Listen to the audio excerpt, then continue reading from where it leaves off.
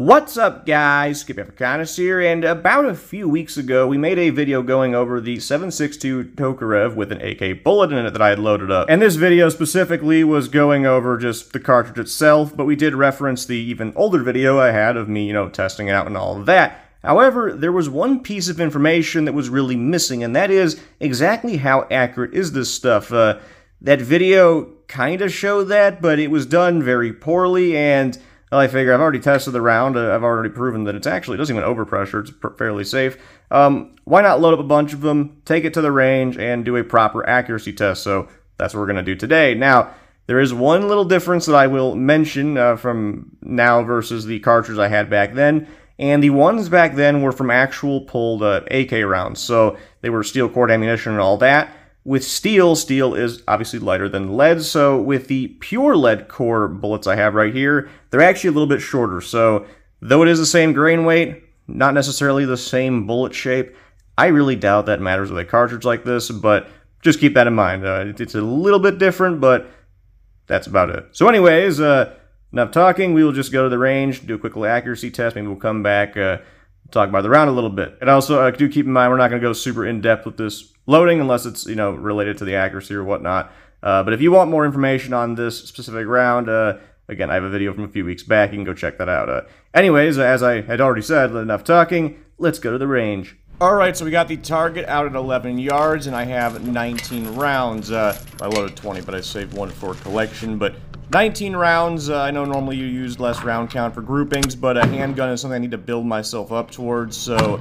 I feel like it'll show some better groups if I just fire a whole bunch at it. And also, one thing I did not mention, I don't think I really needed to mention it, but yeah, I have to single load this through the ejection port. Those rounds are much too long to feed in a regular 7.62 Tokarev magazine.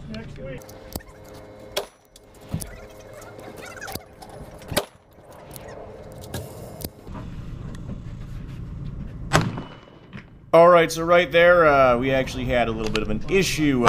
The gun got way more smokier than it should be, so I went to go take the camera off and check it out. It turns out what had happened was I'd actually blown out a primer, and the extractor had also ripped the rim off, so I had to go take a screwdriver and, very gently push it out. It didn't bulge the case out or anything. Nothing abnormal on the case, aside from, again, the blown primer and the rim being torn off. But after that, we went right back to shooting the rest of the loads. Now, one thing I did not mention, which probably isn't obvious, is these things have a lot more kick to them than a standard 7.62 Tokarev.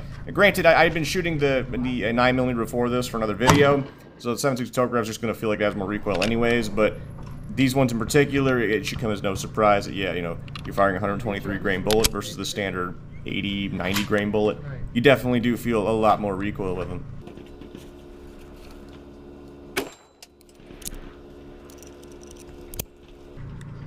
Alright, going back to normal speed here real quick because you guys are gonna notice that my gun's not working, and it's not because the trigger or anything's broken. What I did was I had accidentally bumped the safety up like halfway, kind of a thing that I've done a few times on the CZ52. But gun's still in working order, just user error on this part.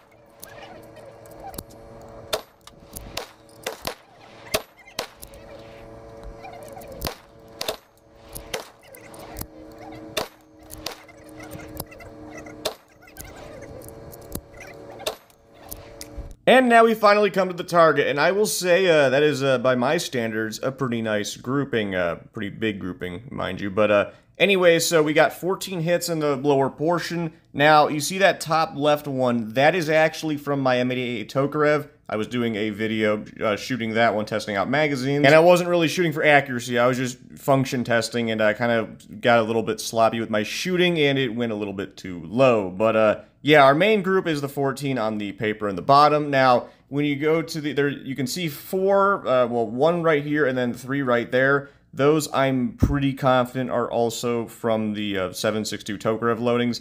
I don't know exactly where that last shot went, but I think the other 18 are definitely a good idea of where we're hitting with this particular loading. Alright, so now before we go, I figured we would examine the casings, because there was something interesting that I had noticed, and that thing is that unlike the first batch that I'd made years ago, these ones actually just very, very slightly overpressured. It is kind of hard to see, but there is definitely some signs on quite a few of these casings of it just barely starting to overpressure. Now, what I think this was is perhaps I had these seated just a little bit lower than the initial round that I made a few years ago.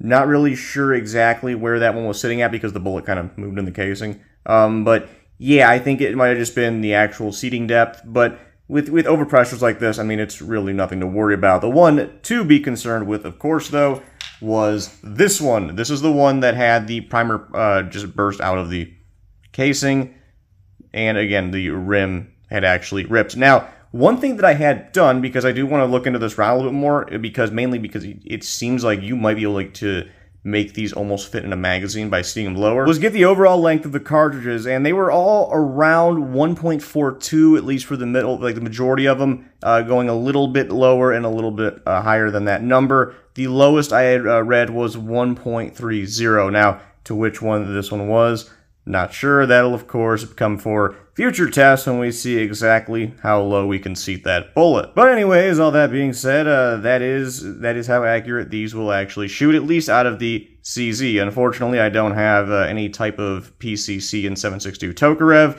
so that testing it out in a better platform, which I do believe would be a PCC as opposed to a pistol, I feel like that's in order for me or maybe someone else to do in the future. But anyways, I think that's going to do it for this video on accuracy testing of the 7.62 Tokarev with the AK bullet. This is also called 30 Mini Whisper, by the way. Well, at least this is close to it. That's a whole other topic. But anyways, there is a cartridge that is very similar to this. But yeah, that'll do it for our testing of this cartridge. I hope you all enjoyed the video as much as I personally enjoyed making it, and I will see y'all next time.